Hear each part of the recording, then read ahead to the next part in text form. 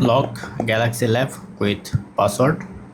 Go to Lab, open setting, go to setting, scroll down, go to about gallery, press the version 7 times like that.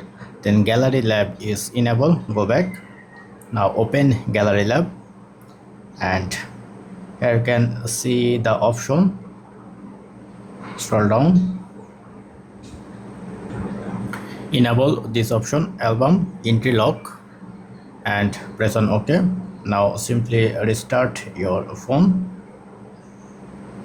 Restart my phone. Now go back to your album again and go to album. For example, this one. Press and hold. Then press on more. Then you can see the lock album.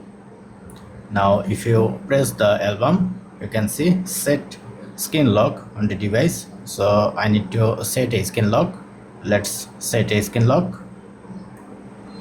Now if you press your icon, then you can see you have to enter your lock skin to open this folder. So that's it. Thank you. Don't forget to thumbs up. Have a good day.